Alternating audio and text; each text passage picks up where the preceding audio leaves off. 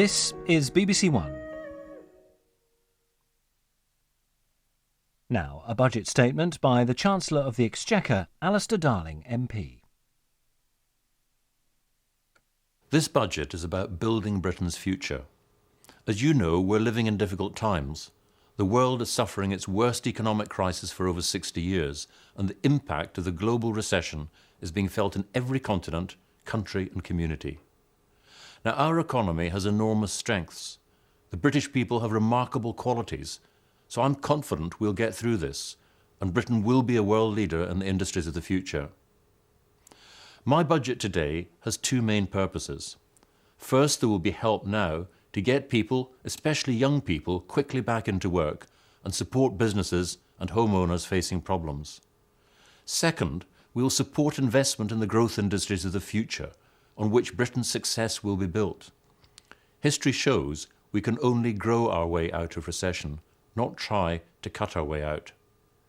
And despite the difficulties we and every country face, I expect our economy to start growing again towards the end of the year. But that's because we have taken action to help people and businesses now.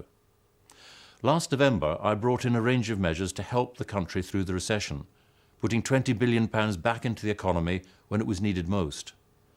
And that help is coming through now from an income tax and VAT cut. I know people are worried about their jobs, so I'm going to help them get back to work as quickly as possible. We won't turn our back on people in difficulties.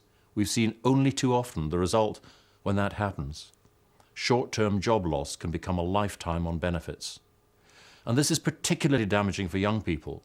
So I'm going to guarantee that for everyone under the age of 25 who's been out of work for 12 months, they'll be offered a job or a place in training. In the 1980s, a whole generation of young people were lost to work, and we must make sure this never happens again. Pensioners are also feeling the impact of the economic downturn.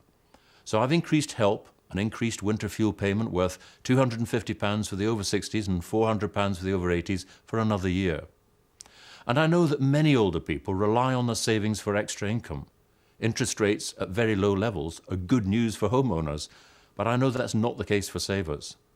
So I've increased the help for those in retirement with modest savings through the pension credit, and I'm increasing the cash limit for tax-free ISAs.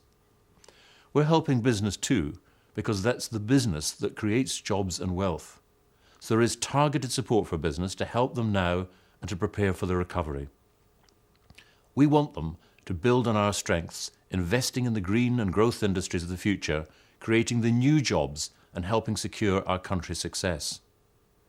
Now, we're doing this whilst taking the tough decisions needed to balance the nation's books and to protect investment in the key public services on which we all depend.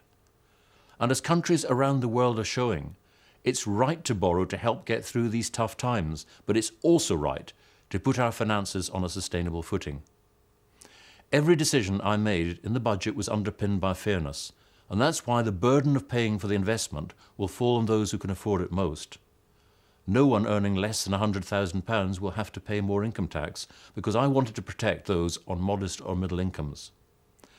The measures in the budget will help us deal with the economic difficulties, but we have confidence to invest in the recovery. That's why my budget will support jobs, families, businesses and the environment. Despite all the difficulties we face, I am confident about the future of our country. I'm determined we will get through this and confident we can build a better Britain for us all. That was a budget statement by the Chancellor of the Exchequer.